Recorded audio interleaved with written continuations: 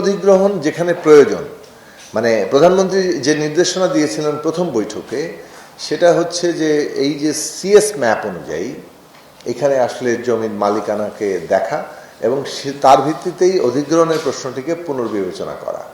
অর্থাৎ যেটা আসলে দখল সেটাকে আসলে অধিগ্রহণের প্রসঙ্গ নেয়, আর যেটা আসলে সত্যিকার মালিকানার মধ্যে আছে সিএস ম্যাপ অনুযায়ী সেটাকে অধিগ্রহণ করতে হবে এবং সে অনুযায়ী দিতে হবে। সেই অনুযায়ী পুরোটাই বিন্যস্ত করা হয়েছে, সিএস ম্যাপের আওতা নিয়ে আসা হয়েছে, সেই রিপোর্ট যুক্ত হয়েছে এবং সিএস ম্যাপ অনুযায়ী যেগুলো দখল করা হয়েছে সেগুলো পুনরুদ্ধার করা হবে এবং যেগুলো অধিগ্রহণ করার প্রয়োজন হবে মালিকানা অনুযায়ী সেগুলো অধিগ্রহণ করা হবে। আর মাননীয় প্রধানমন্ত্রীর চীন সফর উপলক্ষে এটা আসলে এটা তো বর্তমান সরকার যেটা আগেই বলা হয়েছে 4 মাসের, আগামীকাল হবে হয়তো 4 মাসের পূর্ণ হবে।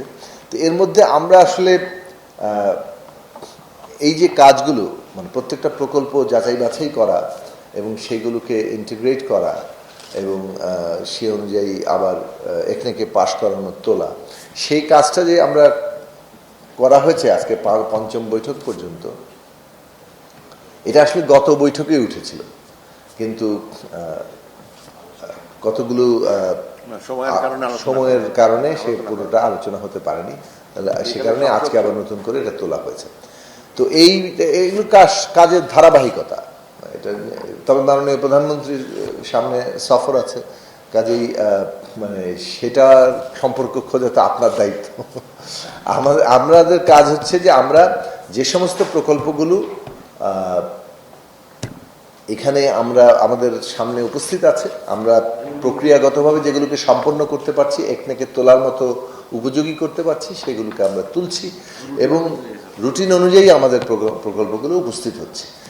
এখন সামনে আরো অনেকগুলো প্রকল্প আমরা তুলতে পারবো। আমরা যেহেতু যাচাই বাছাইয়ের জন্য যাচ্ছি, সে কারণে আমাদের কিছুটা সময় প্রথম দিকে লাগছে। আমরা আশা করি যে ভবিষ্যতে আরো বেশি সংখ্যক প্রকল্প আমরা তুলতে পারবো এবং আরো দ্রুত একনেক বৈঠক হবে আর